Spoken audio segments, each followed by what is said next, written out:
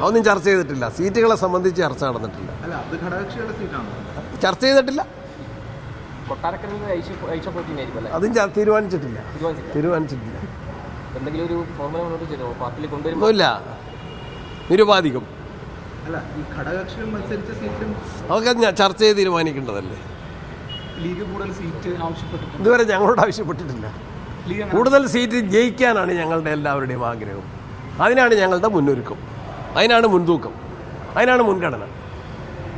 അങ്ങ് മത്സരിക്കുമോ? തീരുമാനിച്ചിട്ടില്ല. എന്തായാലും പാർട്ടി തീരുമാനിക്കും.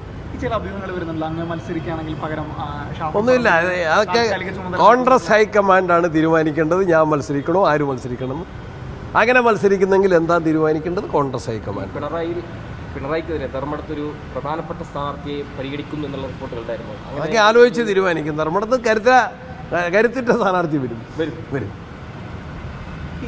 അപ്പോൾ ശരി, രാഹുൽജി വരുന്നുണ്ട്. രാഹുൽജി 19-ാം തീയതി എറണാകുളത്തെ UDF കോൺഗ്രസിൻ്റെ മഹാപഞ്ചായത്തിൽ വരുന്നു. രാജിവെപ്പിക്കാൻ ഞങ്ങൾക്ക് അദ്ദേഹത്തെ കൈപിടിച്ച് ഒപ്പിടിക്കാൻ പറ്റില്ല. ഞാൻ അദ്ദേഹത്തെ പുറത്താക്കിയ ദിവസം തന്നെ ഞാൻ ഇടുക്കിയിലായിരുന്നു. ഞാൻ പറഞ്ഞു അദ്ദേഹം രാജിവെക്കുന്നത് നല്ലതെന്ന് പറഞ്ഞിട്ടുണ്ട്. അതിൻ്റെ ആവശ്യമില്ല. അതൊരു വ്യക്തിയെ വെപ്പിക്കാൻ പറ്റില്ല. അതൊക്കെ ദാറ്റ് ഈസ് ഇൻഡിവിജ്വൽ ചോയ്സ്. ഞങ്ങൾ പറഞ്ഞു, ഞാൻ പറഞ്ഞിട്ടുണ്ട് അദ്ദേഹം കോൺഗ്രസ് പാർട്ടിയിലില്ല.